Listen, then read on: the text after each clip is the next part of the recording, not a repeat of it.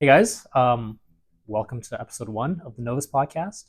I'm here with Leejoo, the one of the Co-host, founders co-host. and co-host of the Novus meetups that we do here in Vancouver, and founder of several of your own companies that you've been kind of like working out throughout the years. Um, so that's kind of what I wanted to get into with you is just your experience with just um, like starting companies, finding customers, and sort of like what you've learned through that process as you've been doing it.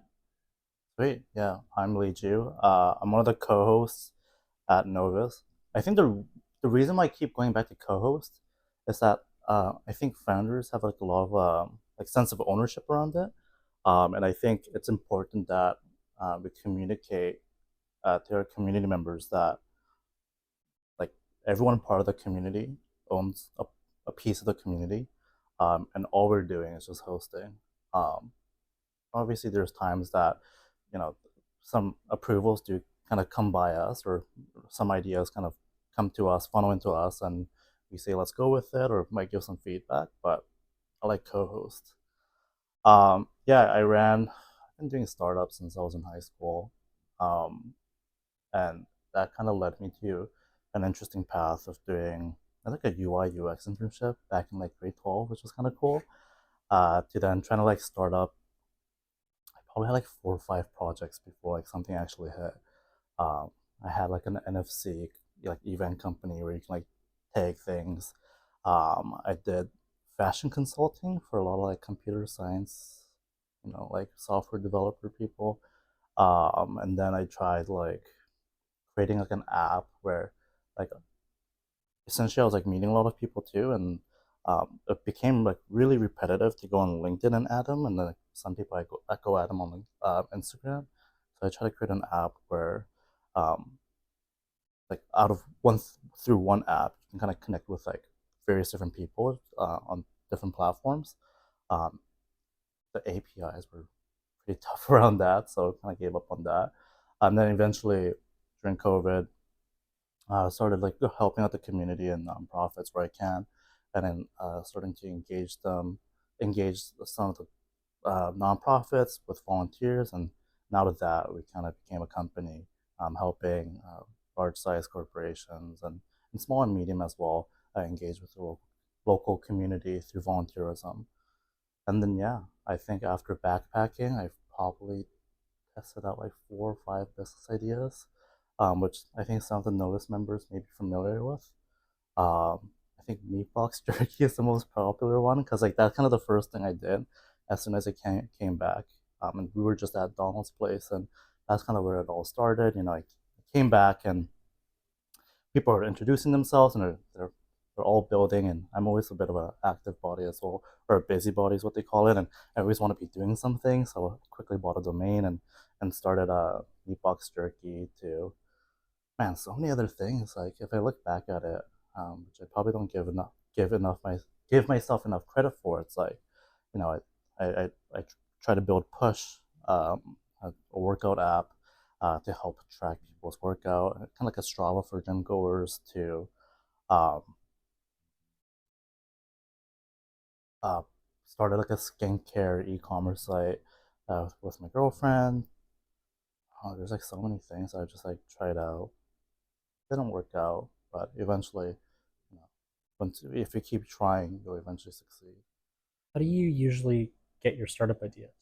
What makes you think that, well, hey, like there's a business opportunity here? I can, you know, um, maybe do something. And what and has that thinking, like how is that adjusted over time, uh, based on how successful your companies have been? Yeah, I think it probably stems from a place of curiosity, right? Um, so for one, the way I started Meatbox was actually that I enjoyed like biltongs. That's kind of the correct term for the type of jerky I was making, like dried meat. Um, I got introduced to it through like one of my internships, and one of my colleagues was from South Africa, and he had a family shop that made biltongs, and I really enjoyed them, and it was close to work as well. When COVID hit, I couldn't. It became like a more of a hassle to go purchase it. So, um, the question you ask yourself is like, okay, like how do I make this myself? I searched up the YouTube video and I figured out like how South Africans make their biltongs, and um, from there I just like designed the box. I kind of copied off someone's like design and then kind of adapted it to kind of what I had, and you give it a go, and it happened to work.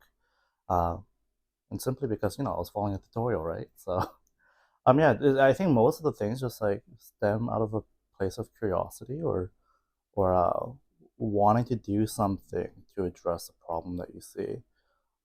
So I think with Meatbox, like it was definitely a mix of like curiosity, but also wanting to do something so I can have some photons. Yeah. Mm-hmm. And what was the process like of initially starting that out and getting your first few customers and like getting traction with an idea? Yeah, I got traction in the first 30 minutes that I started. And by the way, I started this as a joke. Like I have no experience with food. Like I don't think I've even worked in a restaurant. The closest thing I've done is like maybe work at a wedding reception, like for like a couple hours because the church asked me to. But yeah, all I did was like uh, buy a website domain. I went to like Google Sheets and I quickly populated some of the cells with a photo of myself, the jerky, and then I got a Stripe link. So easy to create. Just like you get a Stripe link, and I put a price on it for like $18.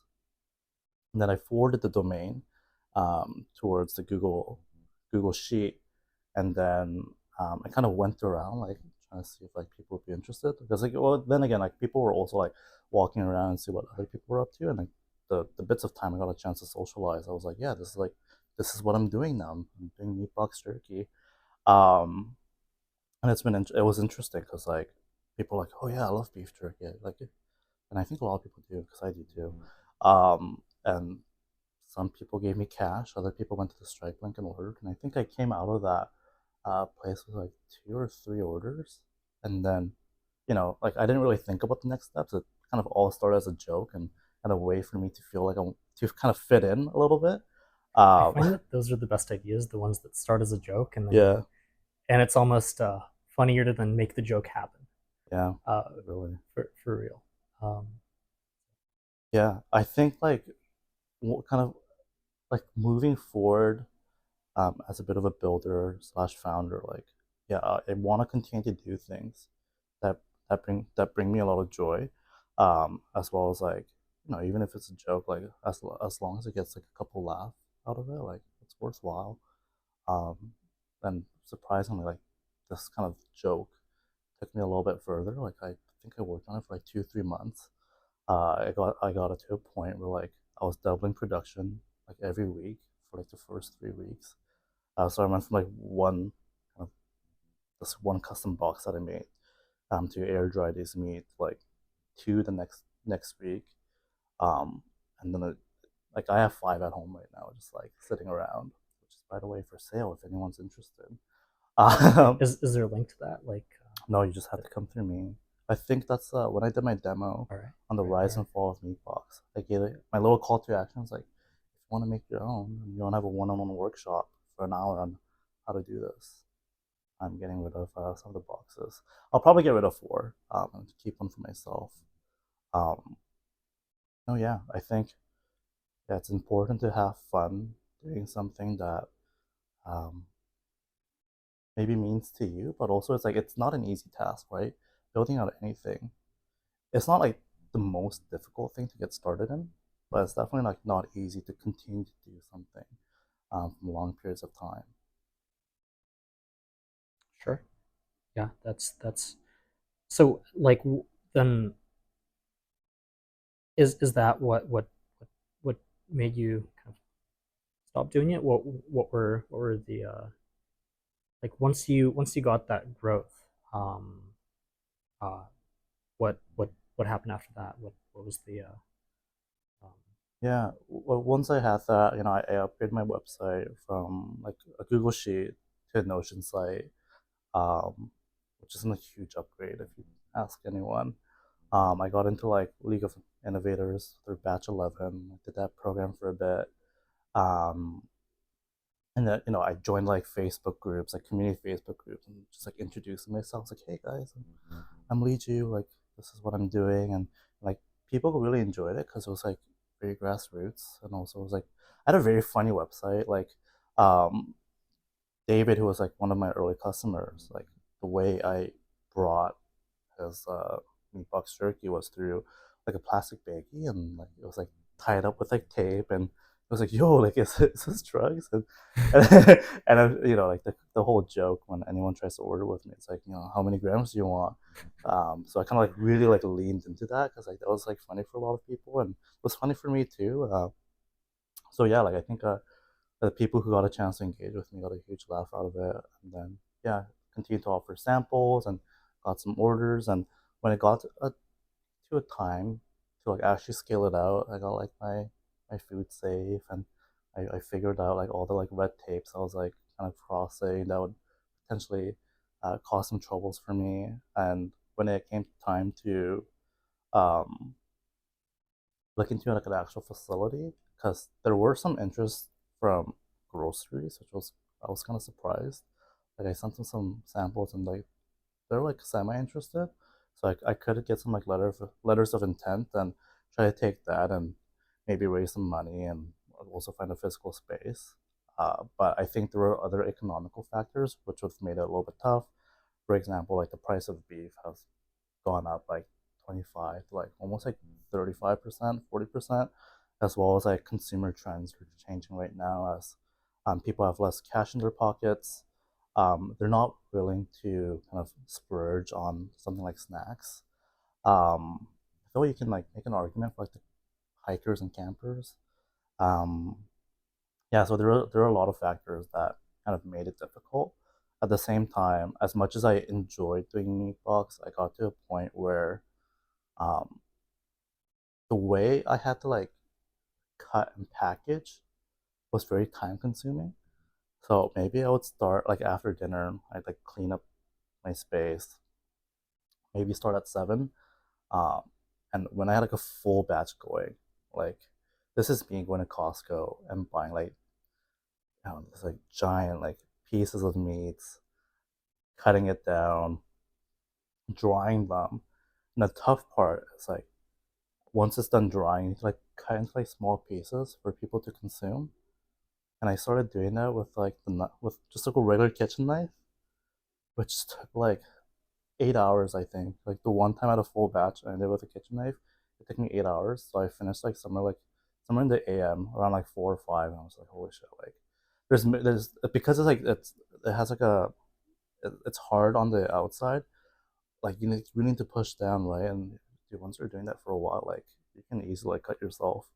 Um, and then I upgraded, so like that was my own personal challenge, right? Like how do I cut this more efficiently?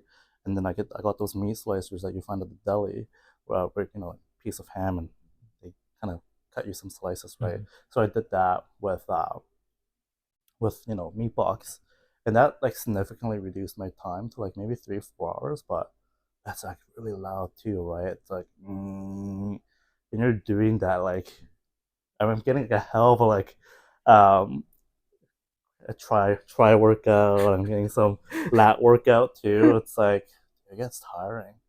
Um, and The hidden benefits of running a yeah, physical business. yeah, right. Um, but the joke is like I had monthly recurring revenue, and it was funny because I can always go to like um, other tech founders and be like, oh, how much MMR do you have? Zero. I just started last week and I have like $40 MMR. And that's because like I added like a subscription option as a joke for some of my recurring customers.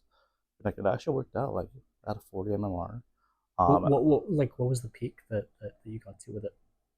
I've made Do a you remember? total like in terms of revenue. I brought in a total revenue of like somewhere between 7 to 8K. It's like pretty good. Like selling beef jerky, like taking Costco meat, drying that out, like slicing it up, packaging it, and making 8K. is not bad. Yeah. But in retrospect, like it's actually pretty bad because like the number of hours you put into like researching, um, but also just like cutting, processing, like it takes about like 5 to 7 days to like dry out, to where it's ready. Like doesn't make sense to do that. Obviously, it's much more easier at scale with machines. Um, but no, it's a great learning experience. Yeah. Yeah. Because for me, like especially with my first startup, like the belief was that like, oh, I need to like raise capital. I need to raise capital. And throughout all these like accelerators and incubators and also fellowships, like they talk about like the different ways that um, you can find funding.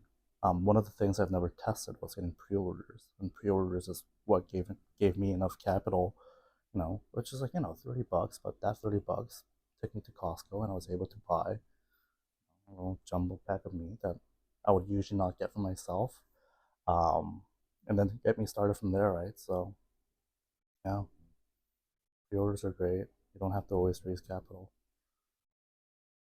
Yeah, I think like one uh issue that you kind of touch on there that people might not realize is that like when you're scaling a physical company, a hardware company is much harder than if you're just like doing software. It almost feels to me Yeah, from what you're describing, it's almost like there's you reach different levels, you reach different steps, right? And at every point you have to just completely reinvent, redesign your company to accommodate the sort of the next scale, yeah, right?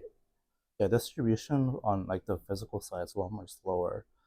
But on kind of like the virtual side of like building like technology startups, the distribution of that it's almost oversaturated where you're having to like play the marketing game, right? But where it's physical, you can almost like be in person with someone, just be out on the streets and be like, hey, you want to sample this? Like there are some like pros and cons to Yeah, that. I don't think one is better than the other. I think it just um, apples or oranges, different ways of doing things. apples to oranges. Yeah, yeah. It does feel that more people when they're starting out, and I think just more people in general gravitate toward software businesses Yeah. rather than hardware. Um, I guess I'm just curious to get your thoughts on it. Just like why do you think that is, and is there anything we I think the any obvious any, is any that, tips yeah, you could get to give to like people doing hardware or not hard. It's hard to call not it a or like physical. I guess Yeah, or just like any sort of physical yeah. business I compared think to there's a benefits of both, and both are worth trying. Scalability wise, like tech companies are easier to scale to a certain degree. But customer loyalty wise, I think like almost like physical products are like there's a lot more retention there. Because like ease of access, easy in, easy out. Um, I think the trend for like people wanting to like create tech companies is probably because like modern day rock stars are all tech founders, and those are the people that made their billions and millions. And have we hit trillions? Not yet, right? Just billions. Um, we're getting there. yeah, we'll probably get there, maybe with OpenAI. But then that's just Microsoft. Um, yeah. So I think there's that, like a lot of like media coverage, a lot of hype has been around tech founders. But it's also like trends are always interesting, right? Because like for example, like I remember like 5, 10 years ago, there was a shortage of accountants, so everyone did accounting, and there was like too many accountants. And then I think the recent trend was like, um, you know, software developers were very competitively paid, and there weren't enough of it. And like there's been a lot of initiatives to push for it. And I think right now, like probably what's happening with a lot of tech layoffs is there's like maybe too many software developers. Um, so right there's like that always trend that goes on, and I think what's always interesting is like um, it's kind of like not counterculture, but like it's always interesting to look in areas that other people are not looking into, because like what happens with trends is that it you know kind of this like mob mentality of attention goes towards one thing, and if you know that people are going towards one place, I think it's always interesting to see like because there's so much attention here, like what are some of the other opportunities or things that people are missing out on.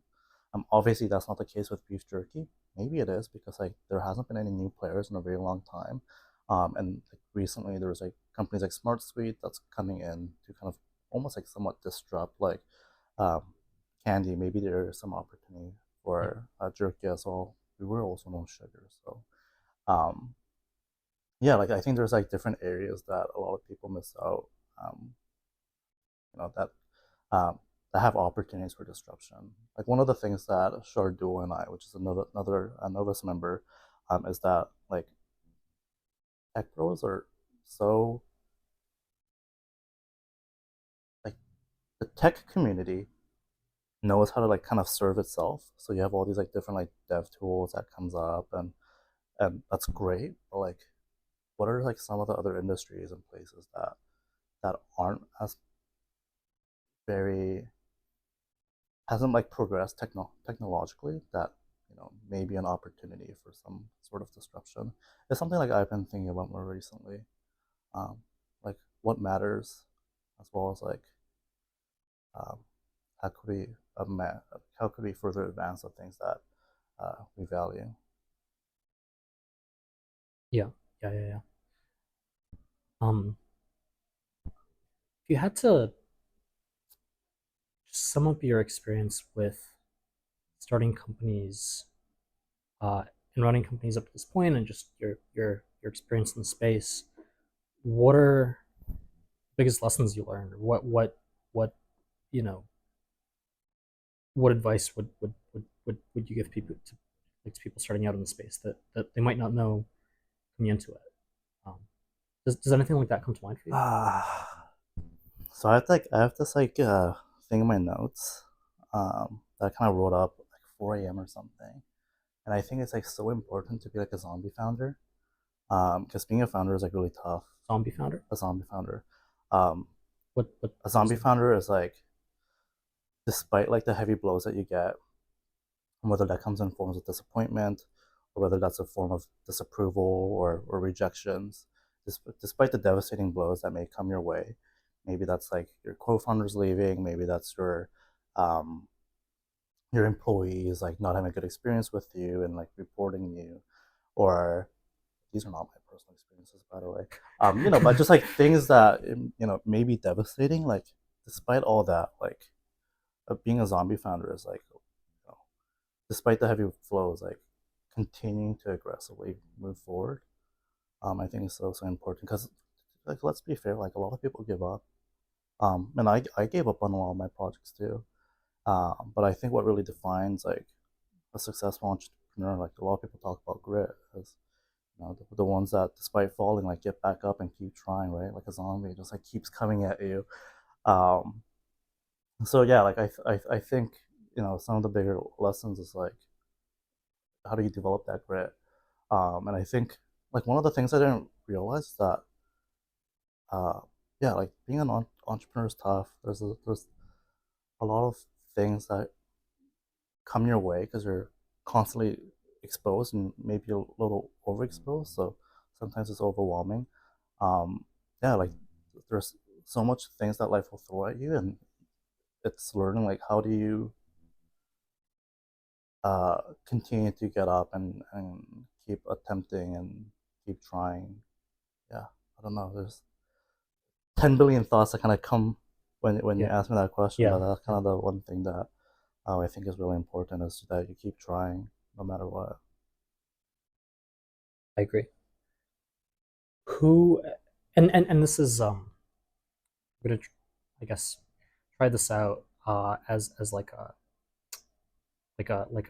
closing question for each podcast, and just kind of like to see like what um like what answers different guests would give to this. But like one thing that I'm really curious about is whether you have any people um throughout your life. Well, they could be people Yeah. you're just kind of like you know some author you've read or something. Just like people who have influenced you, and you're Mm. thinking you're like you're kind of your biggest inspirations. Who, Do you have people like that, Yeah, I do, of course, and and who and, are and those there's people? lots. And I think right now, like one person comes to mind.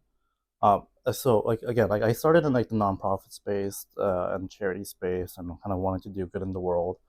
Um, and kind of I kind of hovered the lines between like nonprofits and working with government for a long time. Well, maybe not for a long time. This was just like when I was in high school. I think the person that kind of really uh, gave me kind of the confidence to end up in the entrepreneurship space is uh, was my like church, like call it D day D school, D school teacher. And it's kind of like after church, like you come together as kids, and you kind of like this like older figure, and you kind of uh, talk about the message and like, kind of connect and stuff like that. Yeah, so like I grew up in the church, right? And when I got to a certain grade, um, one of my teachers was a guy named Juan. Um, he was an entrepreneur here in Vancouver, and yeah, like he would sometimes take us to his office, and he had a really cool office just by where the Vancouver Club is, and he had like a really cool view of kind of just pretty much waterfront. Um, and that was like a really like pivotal point for me, just being in this office. It's like I don't know. I think like for a long time I felt like all these like big business owners were like white, and like I never saw myself in them, but just like to have an opportunity uh, to kind of be mentored by like a Korean entrepreneur that happened to be like at my church, and be able to like kind of show what was possible, I think was really eye opening. Yeah. Unfortunately though, like he passed away just a few years ago, like during COVID, and it was like one of my like there's like there were some Mm. interesting lessons from that too, where like when you're running your own startup too, you get so caught up in it. There's moments where like the things that matters the most, like you can't pay Like attention to. miss out on life. Yeah, like I definitely like miss out on life, like just like so focused and honed in my startup. Um, and that's if I were to kind of go back to the question of some of the learnings, is that like balancing is tough, and I would almost argue like to achieve balance is almost impossible. But uh, to get somewhere close to that, man, that's tough. Like yeah, you you end up yeah. There's a lot of like I don't know how to close out this thought, but there's there's there's a lot of learnings for sure. Well, Leejoo, thank you for coming on the pod. Thank you. This is great.